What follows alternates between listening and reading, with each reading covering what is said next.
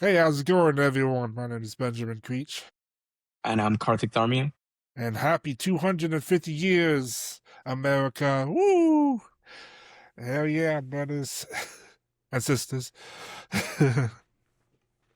250 years. It's crazy. We're still pretty young compared to most of the world, but like, still, that's kind of crazy. And it Yeah, happened I in our mean, lifetime too. yeah, it's crazy to actually live through it. There's a lot of stuff happening this year specifically. Um, we have just it's just been a tremendously like huge occasion, I guess. There's no way we would have lived through the 100-year anniversary. Um, Definitely wasn't here for the 220 or 200. I guess we were here for the 225 when we were little itty bitty kids. Yeah, So but no one this was cares cool. about that. No, 225. It's yeah, I'm sure it was celebrated just as much somebody back did. then. Yeah, somebody Yeah, definitely did. yeah. 225 years. But yeah, 250 is great. Yeah, it's just crazy to actually finally land here because there's so much that has happened in the history of our country. So many changes, industrial revolution, like just like a myriad of things that have led to where we are now. And um, in a weird way, I mean, the whole world is like this now, but in a weird way, we're kind of becoming a parody of ourselves. But at the same time, there's still hope like left in the country. Um, I see it more day to day that more people are waking up to corruption and standing up for it, and that's the American way, right? Yeah, totally, especially in the government, corruption in the government. It's just a new era of fighting it because in your history books you read people marching into places and doing this whole thing, but now it's a whole digital world, and there are more obvious techniques implemented to suppress information and misdirect information that you can kind of just see through. I think back in the day, before the internet, things were so like disconnected that you could easily fool a population, or you could easily pull off something that will never be talked about, or maybe talked about, or maybe caught onto too late, and you can prosecute at that point, but the damage has been already done. But now I feel like you have like anyone who's trying to do anything politically, business wise, even personal like stuff, you have to tread pretty carefully because it can spread quickly, you know? Yeah, especially with AI and everything. It's just so, yeah, it just spreads like wildfire. You know that old saying, uh, a lie can take over, can go around the world war while the truth is tied in shoestrings. Hmm. Exactly. Yeah, it's more amplified lies, but at the same time, the truth is also very similarly amplified in a lot of ways. Yeah, that's crazy. I mean, it just reminds me of Elon Musk using Starlink to give people in Iran internet access through the Hmm. protests they had. Hmm. Just stuff like that. I mean, wow, it is a powerful thing, and we're still learning about Yeah, it. yeah, totally. I know we were going to talk about the complacency in the United States, and just how daily life kind of caught up to everybody, and everybody's too busy living their life, doing their own thing. But I'm seeing a little bit less of that now. I'm seeing the retaliation of it, um, and I'm seeing the questioning of day to day life and the life that we have created and wanted. And it started off as the American dream, and it like became the American dream, and slowly like it just kind of veered a little bit more off of it, and it's harder to achieve, and it's hard it's harder to have like a job like that, you know. Well, yeah, I mean, there's a lot of jobs that are necessary for the infrastructure of the country, Hmm. and I think the American dream's always been about like doing more. Well, the first part of the American dream was all about basically raising a family, having a house, your own house or property, and basically just doing those two things, have a job that supports that. Hmm. But nowadays, it's all about what you're passionate about, what your dreams are. So the Hmm. goalpost has been moved for the dreams, and people, well, not everyone can achieve the dream, their own dreams. Hmm. That's just the reality of the situation. It takes a lot of work to do that, and people is going to lose out because it's all those jobs are not out there for everyone. I mean, if you look Yeah. about it, uh, what was it like? A few years back, they did like a survey with high school students, and one of the number one like jobs was like being a YouTuber. It's Hmm. like that's not sustainable. I mean, like I know we're trying with this, we're trying to do Yeah. that, but it's just like Yeah. it's so much competition. People, I feel like they're not. I don't know. They're not expecting that they can take some losses, and when they take some losses, it's kind of spirals out of control, and they have a lot of negativity, depression, and all that from that.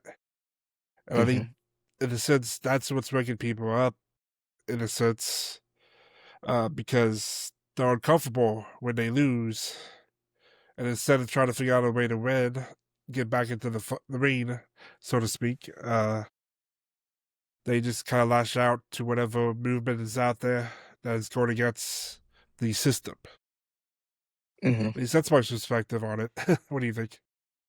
Yeah, I do think that entertainment being able to create your own entertainment and create your own brand so easily now has definitely jaded people to the realities of life, especially when a whole generation wants to be YouTubers. It's like, okay, if every one of you guys is a YouTuber, who's going to do the watching? Who's going to do any other job ever? Um, what's the true goal here? And I know, and I understand that those are kids that got interviewed, like for that example. And so their mindsets, their goals, everything will change as they evolve as a person, as the country evolves, as it's going. And it's more in the frontline news that like, hey, I think Ben, you and I, like, we got out of the college system, we got out of everything right before the whole AI thing. The AI thing was just like a couple years behind us, and I can't even imagine being a little younger, and being subjected to that. And I think we were able to kind of sneak into the and you and I had different paths, obviously, but we were both able to sneak into like the job system, and we were able to like have sustainable jobs. And we were able to like pay our rent, pay our bills, and have food on the table, and do that whole thing. Because we missed the mark just a little bit.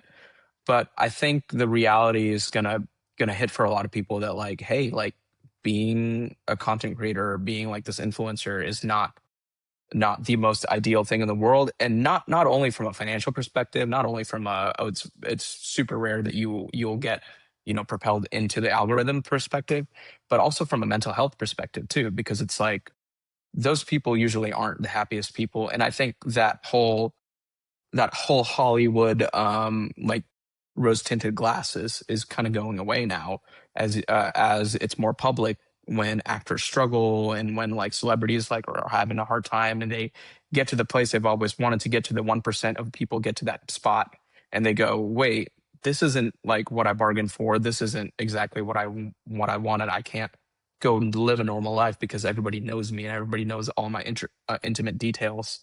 Um, Balancing that with being a content creator or doing this other thing, for me personally, like this stuff has always been really hard for me. Like I really don't like to you know come on, put my face up and just talk to the world.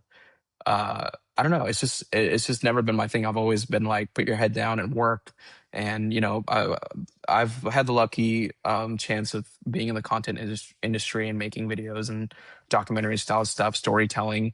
But I like to tell stories of other people. I like to amplify other people's stories, and so it's just interesting.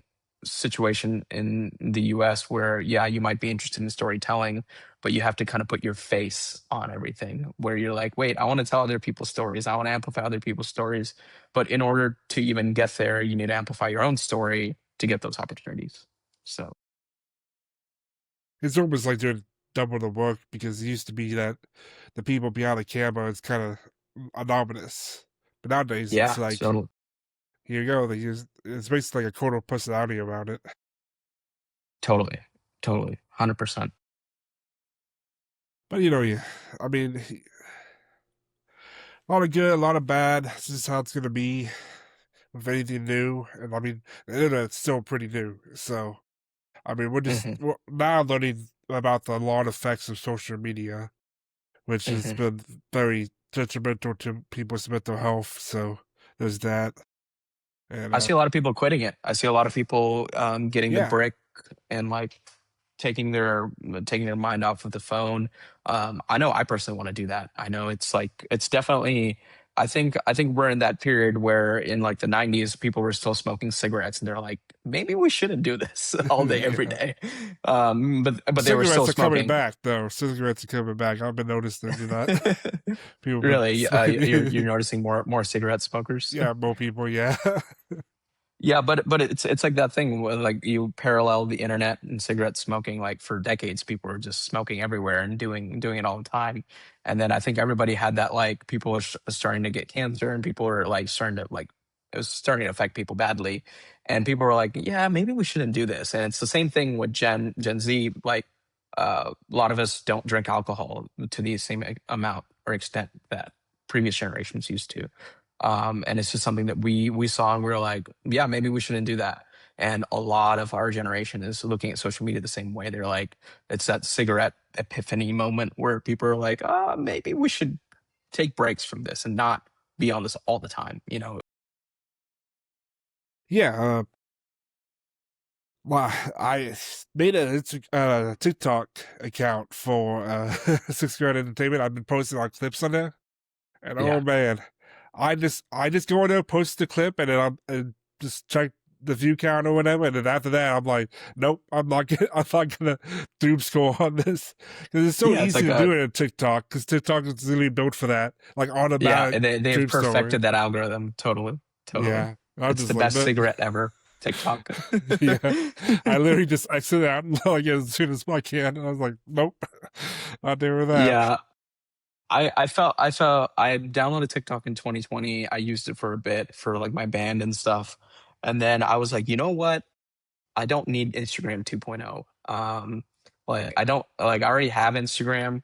And back then, obviously, Instagram was still trying to play catch up on TikTok. And I feel like they've done a great job and they've probably Yeah, caught up already. And the it's just as, Oasis, the TikTok. yeah, So people enjoy the content more. Instagram is way more edgy. Yeah, But yeah, the whole doom brain rot phenomenon is definitely upon us, and I guess we can kind of tie that back to the complacency in the U.S. and think how things got kind of a little out of hand because entertainment was at the forefront of everything, and easy access to entertainment makes people like be more, I guess, submissive and like like they get back from work and they don't want to be all riled up and they just want to like you know veg out on the couch, either watching TV or on their phone. And that used to be not a thing. And if you were upset about something, you would revolt on it. And there wasn't a million ways to suppress your emotions. And now there's just like outlets for everything, including video games, like everything. And I'm not saying like video games are necessarily bad, but it's just yeah, there's just so much outlet now for to control human emotion, and that sometimes we forget like the reality that we're faced and that it's like that's wrong, and you admit that's wrong but then you don't do anything about it. And uh I don't know, I do see people disconnecting a lot more and going out and fighting for what's right. yeah, and definitely just rediscovering uh social interactions outside of the internet and stuff like that. Yeah, Just yeah, discovering totally. those touch grass, is what I used to say. Yeah, an entire generation had years of their school disrupted too. Yeah, We like narrowly escaped that. Like we like I was saying earlier, like if we were any younger, we would have gone through all that. I that would was have in been college crazy. during the last semester of COVID, and and I remember that I remember being like, "Oh, this is weird." And then I graduated, and then saw this whole generation of kids go to college like that, and I was like, "Wow, that must be really disruptive to their social skills." Yeah. People, some people are just naturally introverted, so when they get more into that space, they get even more introverted. It's not a good outcome that we're gonna have. But yeah, I mean, we talked about them banning like phones and electronics and stuff, like Texas doing that, Hmm. and how good that they could be. Oh, that is Yeah. pretty good. People are getting better at socializing, but it also could bring back old school bullying. But we'll see. Now that I think about Hey, I mean, it. at least I created a character and they created like, I feel like an old man saying that though. Back in my day, Bully. you had to get beat up to create character. But I mean, we're social creatures, right? Like you gotta learn survival in the real world, and if you're gonna interact with society all the time, like, as you will as an adult, it's good to know like this character seems bad, like this person seems bad. Let me stay away from him, and all these like lessons and life lessons that you learn, and the preferences that you make. Like, oh, I like hanging out with these types of people. I like hanging out with people with this interest, and that's more possible without everybody just doing this all the time. Yeah. Um, I notice it. I notice it a lot at my workplace too, because it's like you're if you're in a white collar job, your entire life is staring at a screen. And we're doing that literally right now too. Um, and when you walk away from your desk, more people are prone to just continue the screen thing and just be on their phone as they're walking down the hallway. And then people make less eye contact, people smile at you less, people interact with you just in general less. It's just like this weird social like thing that's wrong. And it's funny, like we're correcting it for the kids, but when will we correct it for the adults? You know, like the adults are also getting pulled into this wormhole of just being on their being connected to entertainment all the time. Um, and Yeah, I definitely don't think the developed mind is prone to anything of that. And in fact, Silicon Valley does a great job of going after the developed mind of like, what will this person buy? How can we sell it to them? You know? But that's how they make money. Getting all personal information and then create ads directed through that. Hmm. Man. Yeah, I don't know how we're gonna fix it with us. I guess it's just because our generation we're just working now, so all of us is working jobs. So I think Hmm. we're just trying our best to do the best work possible, and the social aspect of that job is kind of secondary to that. And Hmm. yeah, so that could be a bad thing because I do notice that because every week on Mondays we have this thing called Monday motivation Hmm. meeting, and it's supposed to Hmm. get the whole company out, like kind of involved and talking about updates to the company and just people try to. And then we're supposed to do a presentation, like if like it kind of like loops around who does the Hmm. presentation. And they're Hmm. trying to do that social aspect, but you can tell that a lot of people are like I just want to do my work, get it Hmm. done and not be a part of this. I mean, people Yeah. do their work while they're on it, but Yeah. yeah, Yeah. Yeah. it's just something like No, that. It's just it's definitely hard to like get. I mean, because I understand that. Like, I don't necessarily. It's all also hard for adults to make friends too. It's like you kind of have your preferences. You kind of have your social group that you've already made, and it's hard to engage with others and try to pull them into your circle. And we're not really meant to interact with so many sort of social groups all at once. It's like you interact with like different. It's like interacting with different tribes all the time. Back in the day, and it's just if we didn't have this veil, like especially at work, of we have to be professional, we have to like accept everybody. You take that veil out, and it's going to be a wild west. Everyone's going to be at each other's throats.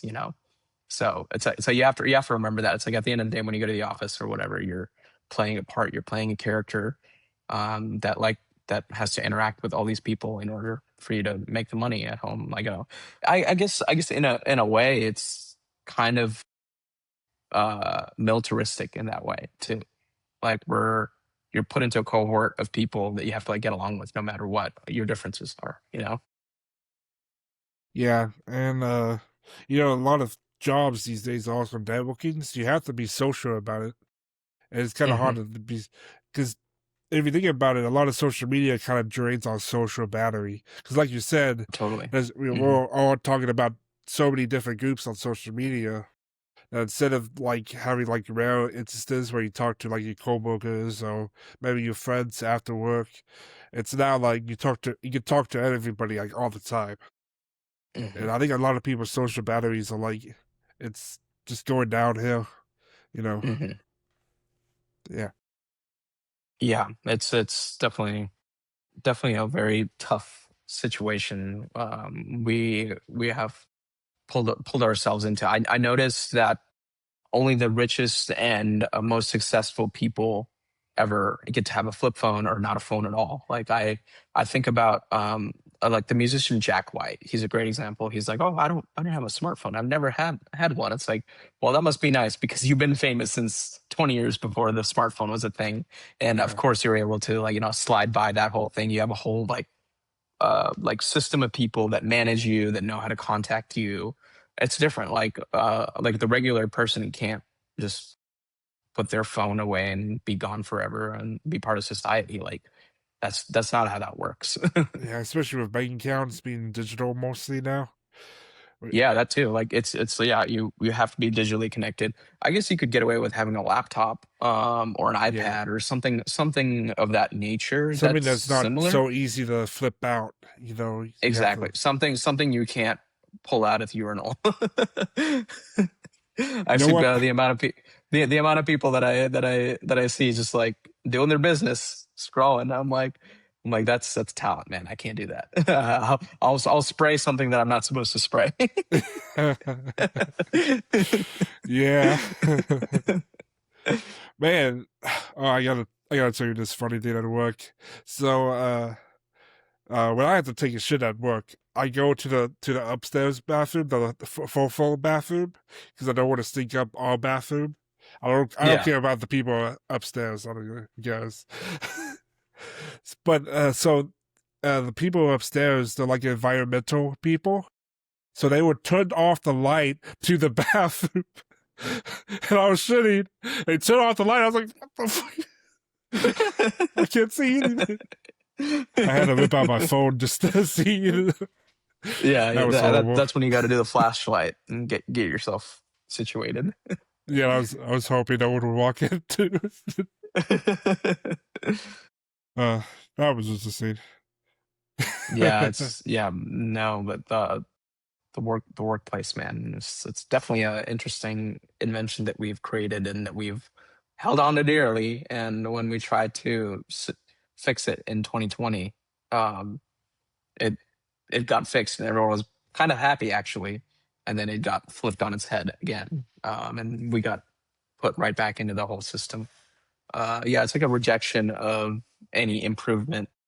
And I mean, it is hard because a lot of companies, like let's take Amazon for example. Um, if you take a company like that, one of the biggest company in the world, you have people in the office that work like their white collar job. Um, and let's say you give them hybrid, you give them like the ability to work from home all the time, or you give them remote. Uh, that's what they did for a long time, and now they're all kind of back in the office, as far as my understanding. But you do that, and then you have a whole other actual part of the organization that actually makes the company function. That's like on site. You have to like deliver these products. You have to like be in person. You have to like do all these things. And I think that aspect of it, and then you see how unfair it is on both sides. And so there's this like huge narrative and huge push to take all these white collar people that have cushier jobs and put them back in the office. Like, hey, like your coworker that works at the facility, he has to be there 12 hours a day, like, so we're gonna put you back in the office because it's unfair to Bob who's there 12 hours a day. And there's just like this weird dynamic that happens. And, I don't know. I don't know where I fall in that argument. Um, I don't know what's fair. In fact, I think it's more fair to try to automate the crazy bad jobs and try to put more people in the office. Yeah. Like the crazy hours and time that you spend in the Amazon facility. Those jobs should be more automated than really anything. I think they are trying to automate those with robots that sort things. But it used to be done by humans mostly, I think. Yeah, yeah, and I mean, a lot of those jobs are also hard to automate. Totally, yeah. It's always Because going to you need need that people to, human touch to it yeah, all. Yeah. and also just human problem solving. I mean, I don't think Hmm. AI is there yet to problem solve an issue with a machine, and it's just that's just how it's going to be. But yeah, I mean, a lot of people just it's just a lot of people can be easily work from home and still have good productivity for the company. Hmm. Hmm. But also, yeah, there is stuff that you have to do in a part of the company that you have to go in. I mean, like a logistics of company is always going to be something that you have to do. If you have to like ship something or whatever, just to make the company, and then also companies gonna have they have office space, so they're wasting a lot of money Hmm. on office space. So it's kind of Hmm. like while we have this, we need people to come back to the office, and that kind Hmm. of sucks for people who do better at home. Because let's be honest, there is people who do better working from home than they do in the office, and vice versa. It depends. It's and yeah, it really sucks though for the office real estate. It's so Hmm. bad. There's just so many office buildings being like almost vacant. No one's wanting Hmm. to rent in an office and commit long term Totally. to an office Totally. because people want to work from home now, so a lot of white collar jobs are being kind of transitioned to that. Hmm. Yeah. Yeah, Well, so anything that any job that requires only a laptop can, at the end of the day, can be taken out of real estate. Um, yeah, it's very interesting. This whole like evolution of the workplace that's happening right now. yeah. I know one of my coworkers wants to be completely remote. She's trying her Hmm. best, and yeah, I mean, it is what it is. If people Yeah. work better at it, the people work better at it, and I don't know. Hmm. It's kind of I hard think I to think measure that too sometimes.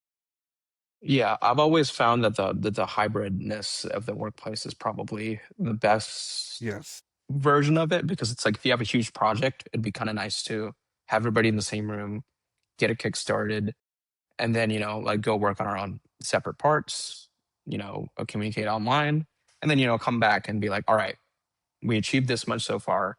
I think that is a good balance. I think forcing people to be in the office all day every day is one way to approach it.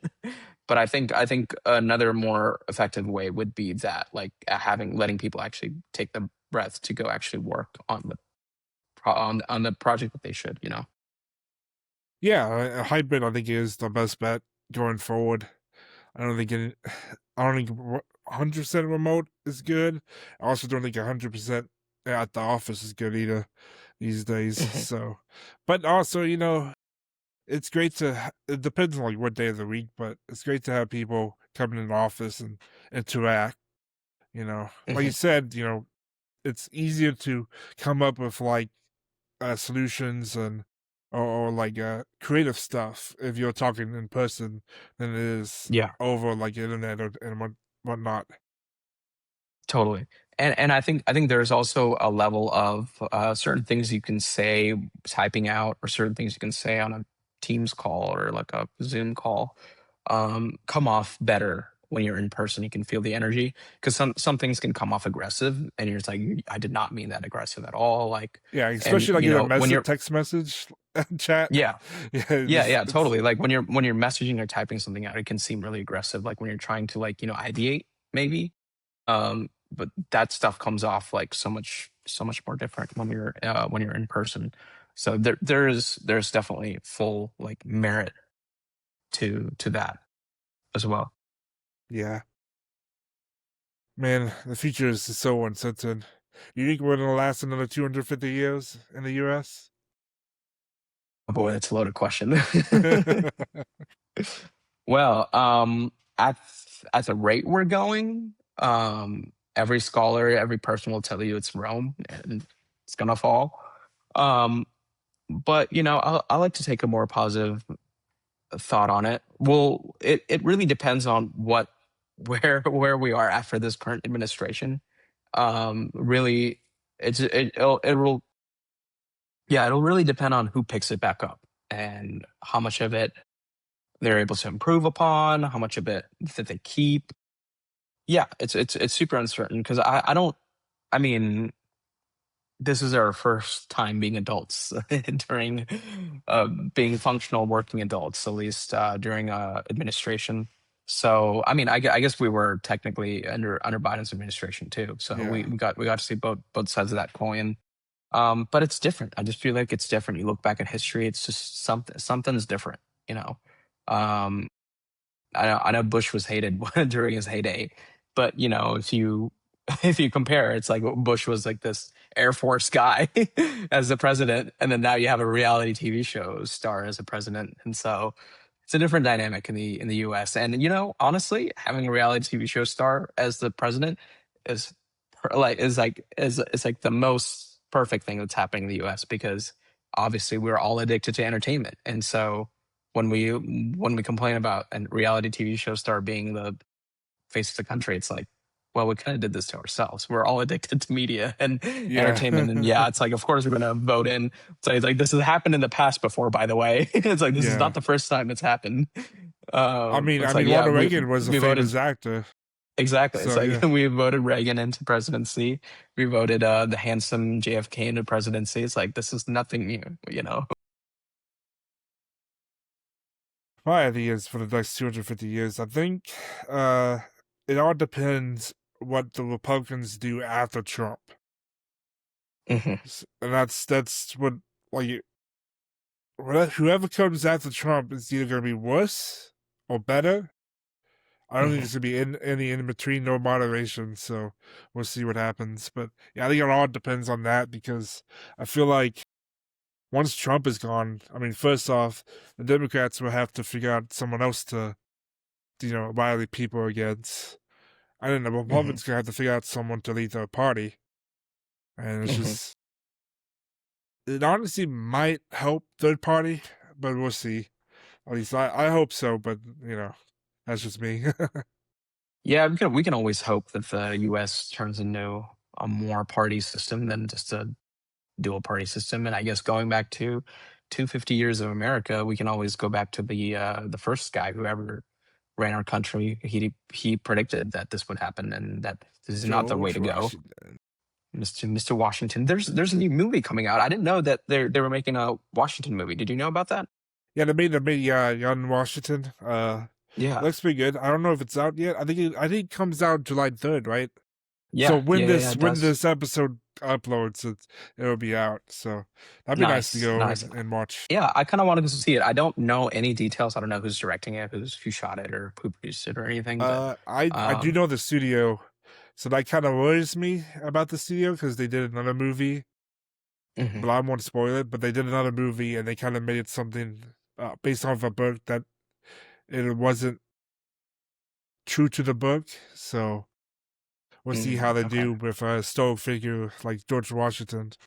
But yeah, it's just yeah, about. It looks like it's just about him being in part of the French and Indian War. So we'll see how that goes. mhm, yeah. I do think that yeah, we're in that interesting place as a country where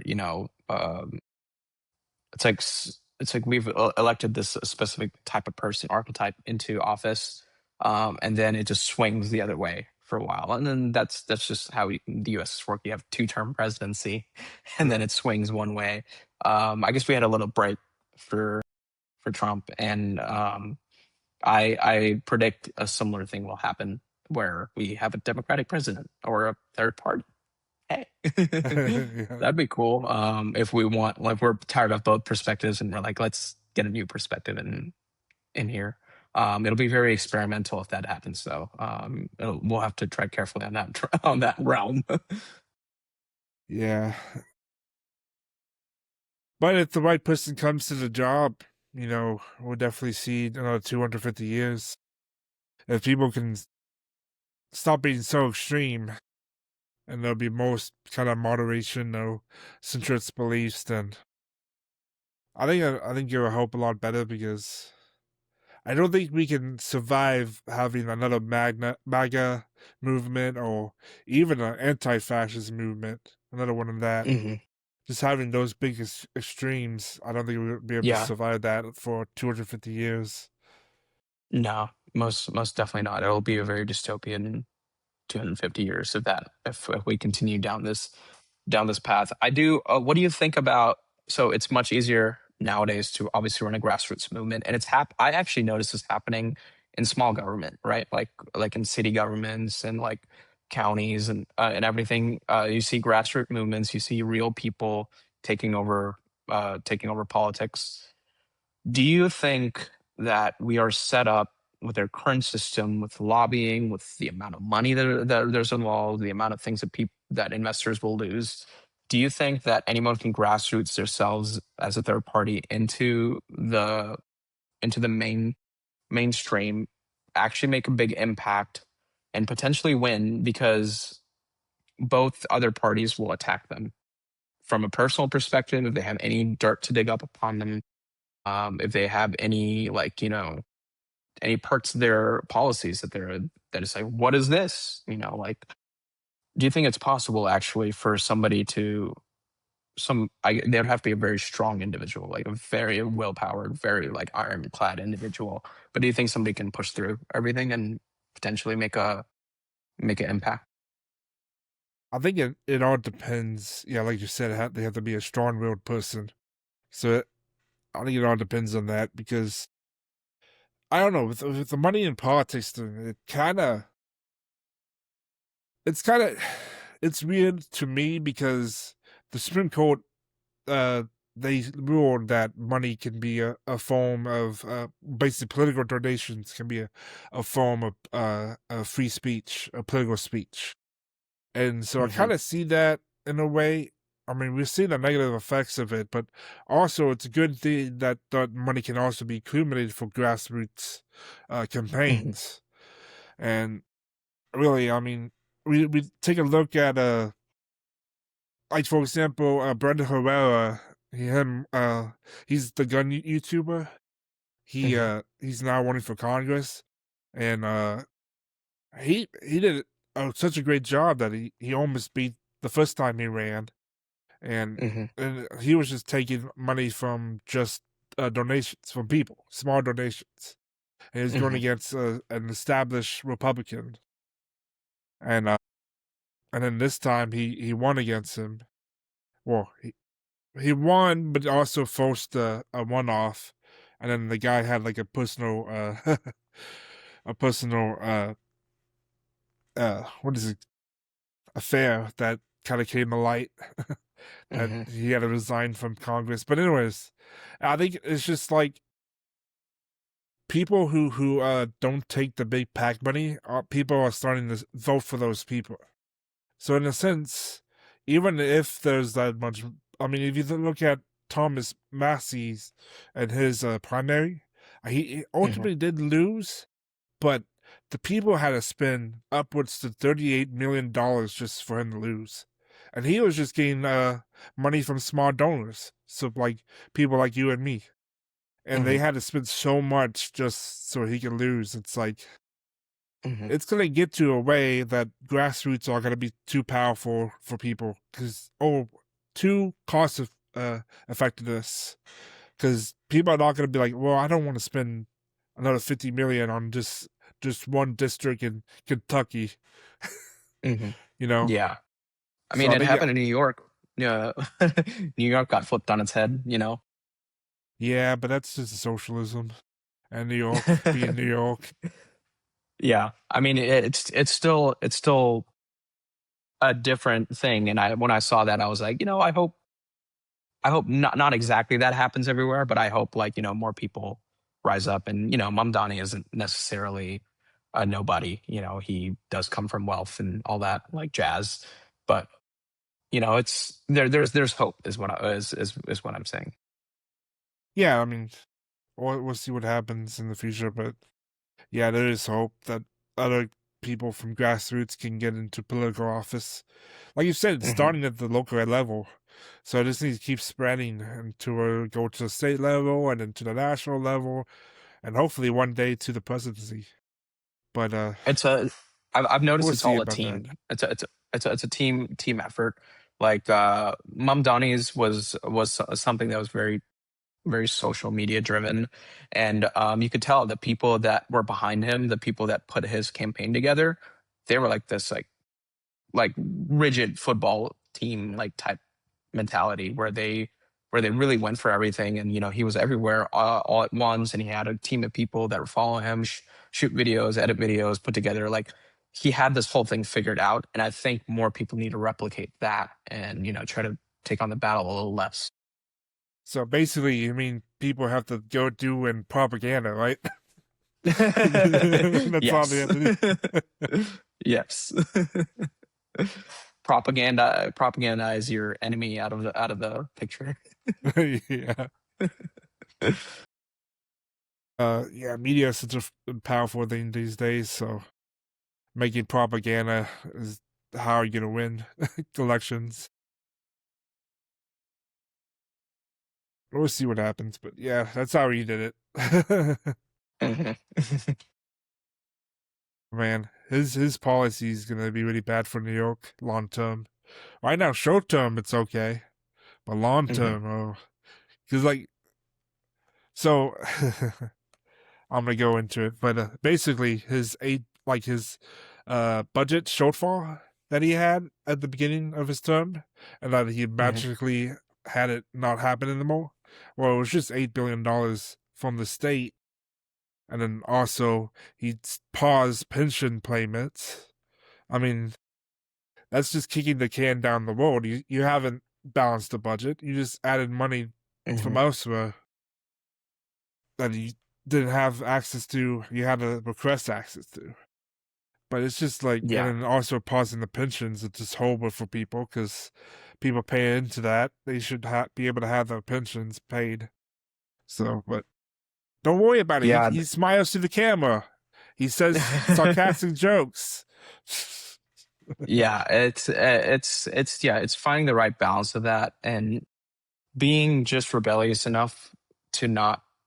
I don't know. It's really hard to govern people and in general. And yeah, I don't know what the answer to America's money problems and the city money problems and especially retirement is, because retire like this whole idea for pensions and 401k was built upon a smaller population and a smaller amount of workers. And like, it's an old concept at this point, and it's being really tested now that there's so many people in the workforce, and everybody's like, oh yeah, I'll have this thing that I was promised.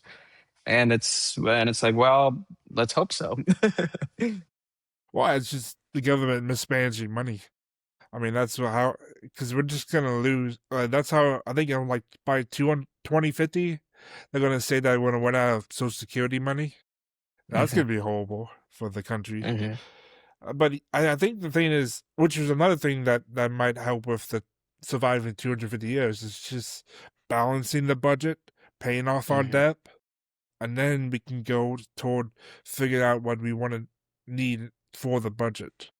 Because I think a lot of people they want like free healthcare and free college and all that stuff that could be good, but Hmm. it's just we don't have the money for that right now. I Hmm. mean, we're literally paying so. I mean, we're adding what $2 trillion to the debt this year, or something like that. So Hmm. close to that. That's insane Hmm. money, and Hmm. it's happening for both Democrats and Republicans, except for Yeah. Clinton. Bill Clinton, he did a surplus, so I give props to him. But yeah, we need to figure that thing out because Adina Stoney, we keep kicking the can down the road, and it's gonna pop one day, and it's gonna be horrible for either us or our children or their children's children. That's gonna be Yeah, horrible. I noticed that, and kind of going back to the beginning of the episode when we were talking about complacency, I noticed this in the workplace, and I noticed this in everywhere in the world, literally everywhere in the United States, at least that's my perspective. Everyone's just like, that's not my problem. That we need to solve. I don't get paid enough to do this. Like, we need to solve this later. Like that mentality, and it's like it's really easy to get into. And I'm not saying that it's necessarily wrong in certain instances because certain people don't get paid enough to like care. Yeah, But the people in power that feel that way, the people that actually do get paid enough to care, and the people that are put in those positions to care, not caring is the problem. You know. yeah, and with money in politics and all that, it's easy to be more comfortable doing something that you're actually personally against because you're getting money for that. So Exactly. you survive off of that money and all whatnot. And well, I mean, money in politics it's a really tricky thing. It's hard to like ban it because then how is political campaigns gonna raise their money? Hmm. Because if you're gonna say that people can do small donations, but only people and not corporations, then what about nonprofits and stuff? Can they also, use money and lobby? Or if they Hmm. can't, then what's the purpose of the nonprofit?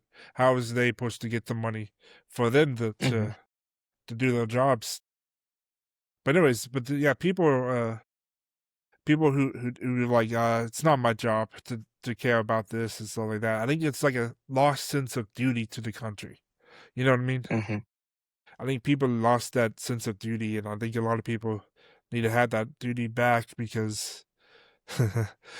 uh, because people, it would help if we have a sense of making our place, our home, a better place. Because if Hmm. we don't have that sense of duty to go beyond from like doing our work or whatever, or even at work, like if you at work at a company and you don't have a sense of duty to that company, you're not gonna work toward making that company a better place. You just there to do Hmm. your job and then go home and just collect a paycheck. And Hmm. it's it's just all about quality and all that. What do you think? Yeah. No, I totally agree. It's yeah. Going back to the word of the episode, complacency. The at the end of the day, I think uh, that has been created by um, again going back to all the topics we touched upon. Just the society that we have built has created that. It's easier to be comfortable even though you're struggling. Because back in the day, if you're struggling, you need to do everything to not struggle. Like you needed to figure something out. You needed to either do really good at your job to hold on to your job. Um, but nowadays, I just feel like there's yeah, you collect your paycheck, you go home, and you vibe on a TV show or something.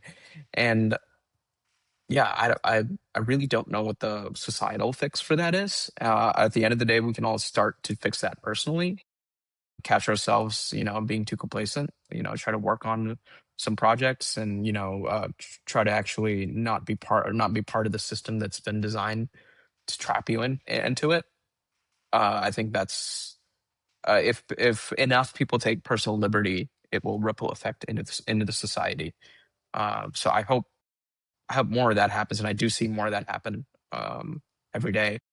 But let's see how long it takes to actually fully ripple effect into society and actually, stand for positive change. And I think a lot of that, unfortunately, will come whenever the big bubble does pop of the economy. That's going to be, yeah, I don't know how it can't not happen. It might not happen during Trump's presidency, but it could be a situation like a lot of presidents who walk into it. They like walk into the they trade spots and then it pops.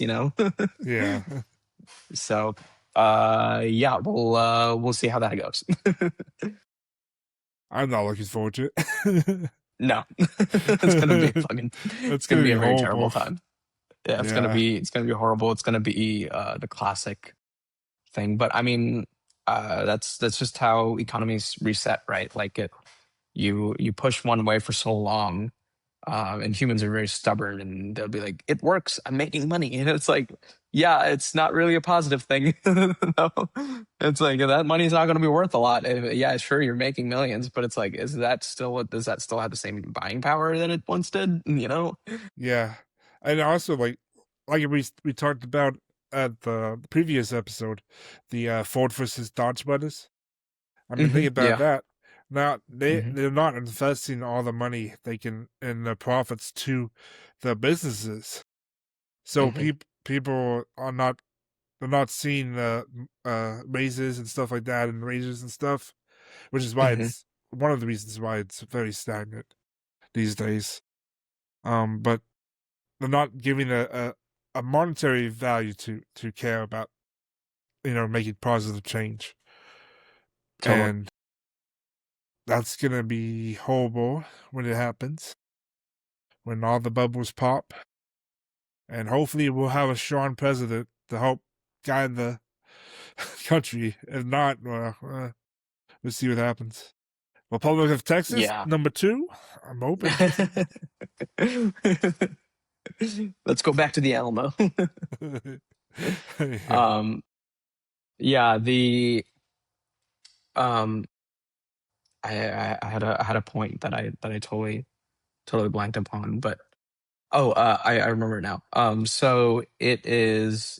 I notice that people, and this may be just because I'm getting deeper into my career, and I like, I notice more monetary things.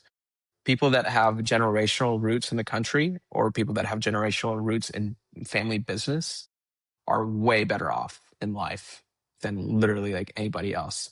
Like if your family didn't have like $1 million venture, like it's obviously it's going to ripple effect. But I see more people that are pulled into from generational wealth, or people that you can see are like, wow, you really had a generational like advantage, at the end of the day. As someone who did not, and my family came here, I'm second generation. I look at it from a second generation perspective, and I see all these families that have been here in America for generations. Um, and I notice, and I go, like I see the same effect over in India as well, where my family's from, where I see these people that have been doing business for generations, and you're like, wow, you were like perfect, like you're gonna do fine no matter what the economy does. And I see that, and it inspires me to create that generational thing for my family.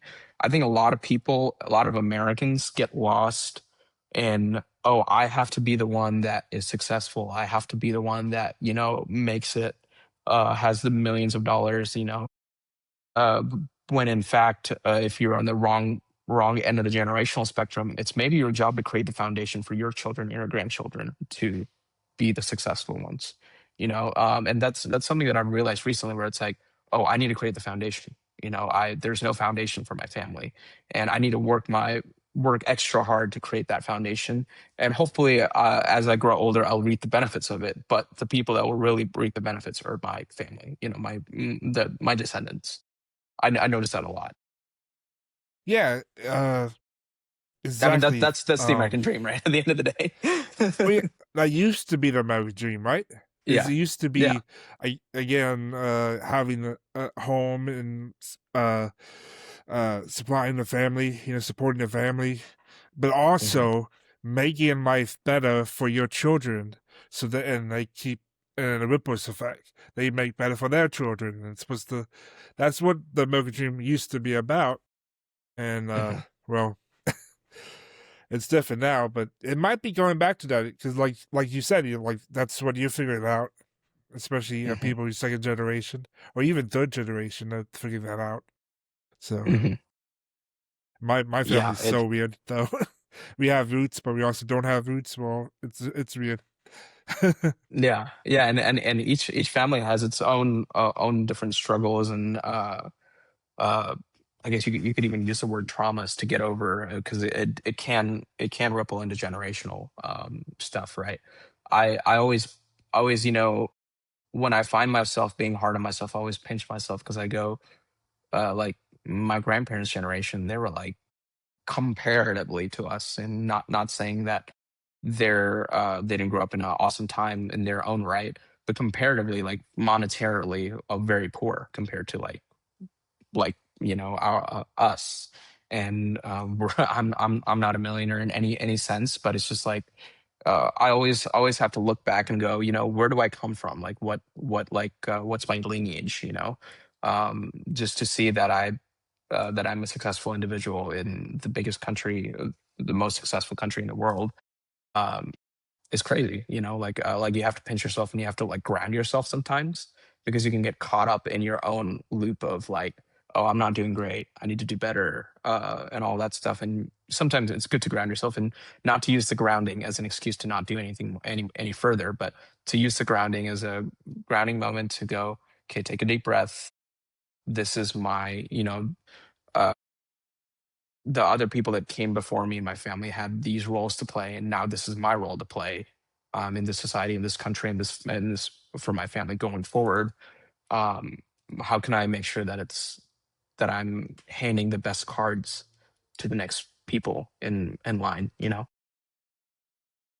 Yeah, and that's the big question, right? A lot of people don't have that sense of duty, and well, Hmm. also a lot of people not having children, so they're not thinking about Hmm. that, thinking about the future. So, I mean, and also another thing that's gonna be relied on for the next 250 years is if we keep the birth rates up and such, and then Hmm. and people find meaning to make their children's life better than theirs, Hmm. and by doing any kind of work they need to do to make that happen.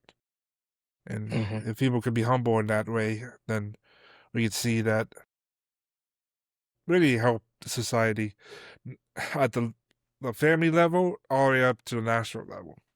It gets spread Hmm. like that. Yeah, yeah, yeah. Until the Terminator robots come along. Nobody doing that. What are you talking about? We're just buying the Yeah, time. I see that all the time, and I'm like, oof, so much for getting people to be motivated to have kids.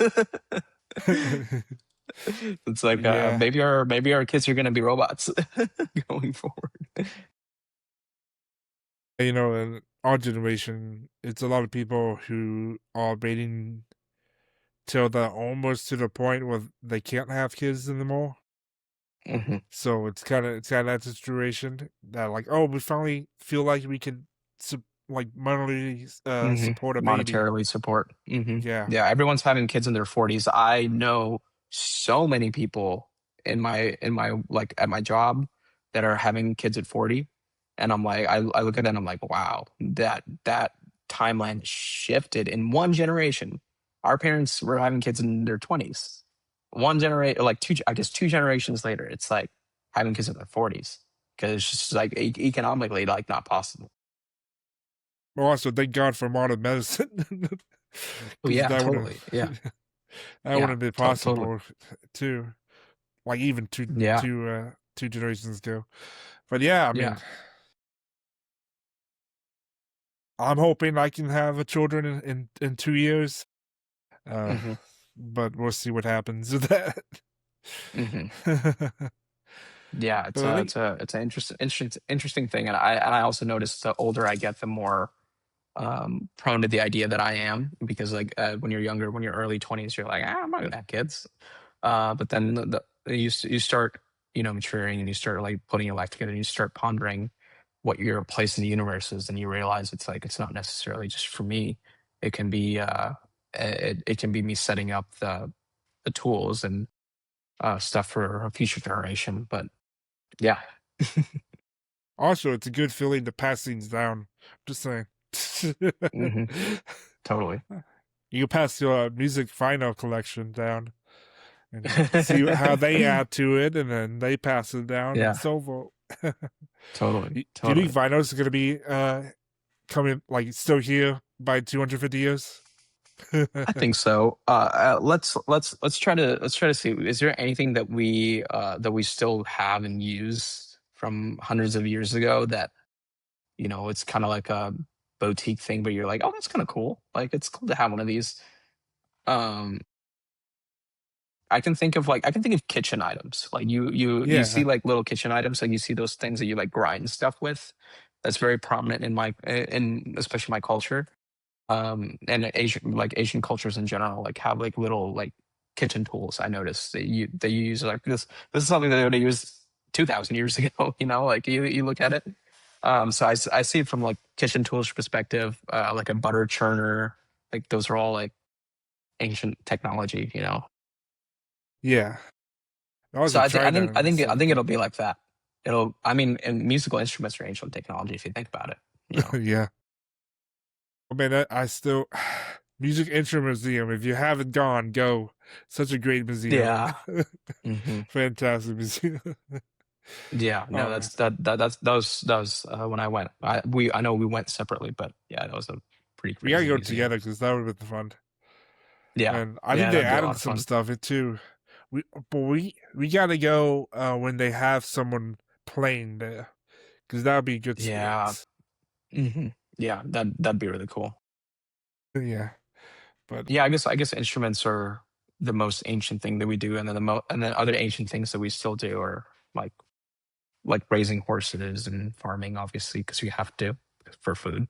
for now, Um, until they do the print food. for now, yeah, until we can 3D print everything using molecules and atoms and you know. I want a pizza today. Oh, Hey, Back to the Future predicted that, so yeah. it's not too far off. Well, it's supposed to be happy now, but don't worry about Yeah, not that. important. Not important. We have to Yeah, focus on AI first. yeah, apparently. I mean, you can talk about the data centers, people that being a whole thing, but that's another day. That's another conversation. That's another podcast. All right, Well, guys. On yeah. that How note, many data centers will we have in 250 more years? just the whole country's just one big giant data center. Yeah, humans don't exist. We all exist in the data center. Our spirits are in there. Yeah, well, again, happy birthday, America. 250 years. Woo! We hope you guys have a good July 4th Independence Day weekend. And just enjoy yourselves. Be safe, but have fun. And yeah, Yeah. do fireworks. Even if your city bans them, do fireworks. Just don't catch your city on fire. Don't do Yeah, that. just try to be smart with it, but do Yeah. fireworks even though. Have fun. Celebrate. Yeah. Yeah. All right. Take care, guys. See you guys later and have a All happy right. trails. Bye. Bye, everyone.